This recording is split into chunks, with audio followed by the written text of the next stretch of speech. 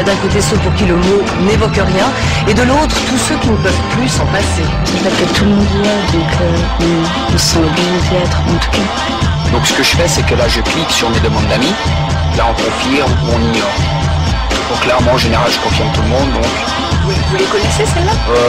Très sincèrement sur 29 je connais 6, 7 personnes. Immanquablement, on est sur un réseau où tout d'un coup on partage un certain nombre de choses. On a des amis qui le sont aujourd'hui, on ne sait pas s'ils le seront demain. On m'a pris en photo avec elle, qu'elle m'a mis, elle m'a tagué sur Facebook. Je l'enlève, elle la remet, c'est ça le problème. C'est vrai que sur ce point de vue-là, on n'a pas de contrôle. J'ai été me faire désintoxiquer.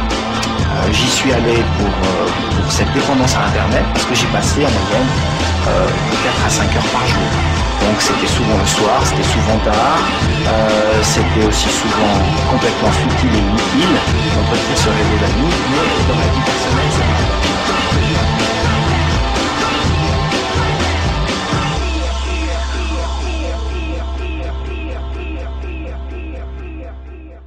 pas. Alors, qui détient le pouvoir sur Internet?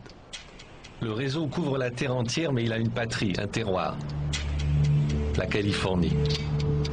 Tout est parti d'ici et en un sens, tout est resté ici. La créativité, l'initiative, les infrastructures, les profits, le pouvoir. Quand un Français publie une photo sur Facebook ou sur Flickr, une vidéo sur YouTube, un texte sur blogger.com, un message sur Twitter, quand il écrit un email sur Gmail, en réalité, il les envoie ici, dans des ordinateurs régis par les lois américaines et protégés par la puissance des États-Unis. J'aimerais bien occuper votre poste. Vous pouvez me donner des conseils, m'indiquer un plan de carrière ou me donner des trucs que je dois savoir? Je vais te donner quelques tuyaux très pratiques. Tout d'abord, je veux que vous fassiez tous très attention à ce que vous publiez sur Facebook. Nous sommes dans l'ère de YouTube et tout ce que vous y mettez pourra être retrouvé un jour plus tard dans votre vie.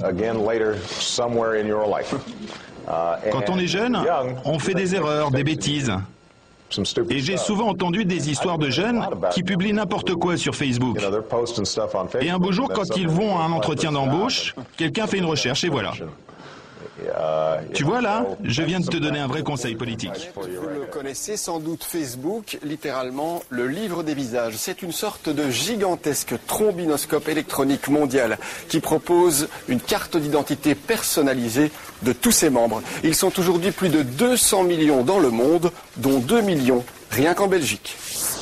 À la RTBF, une récente étude a démontré qu'en moyenne, un PC sur 2 se connecte chaque jour sur Facebook, ce qui représente un petit peu moins de 10% du flux Internet global quotidien qui transite par ces machines. C'est bien sûr énorme.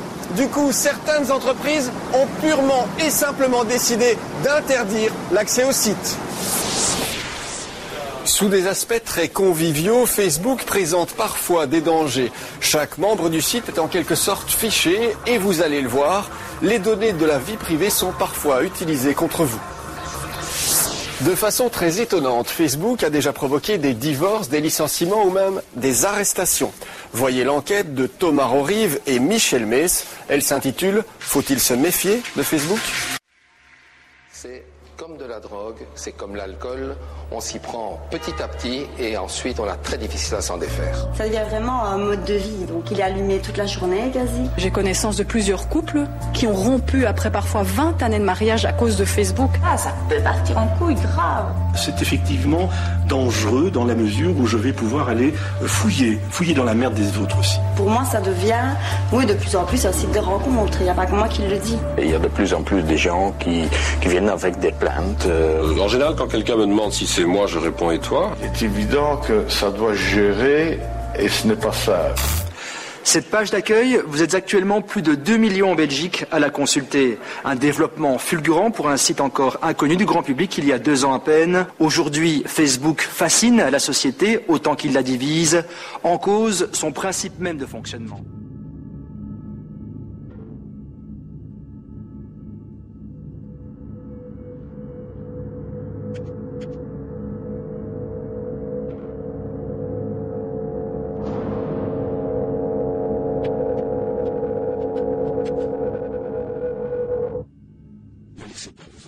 cette énorme sur Internet. Chaque année, des milliers d'enfants disparaissent. Ils sont victimes de personnes rencontrées sur Internet. Vous pensiez que ça n'existait pas. Vous pouvez faire en sorte que ça n'existe plus.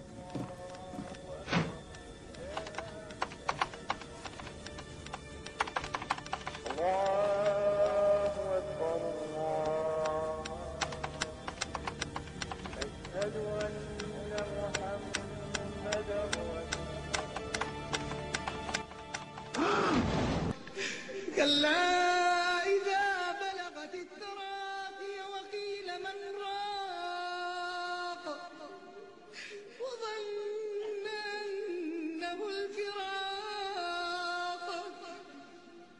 والتفت الساق بالساق إلى ربك يومئذ المساق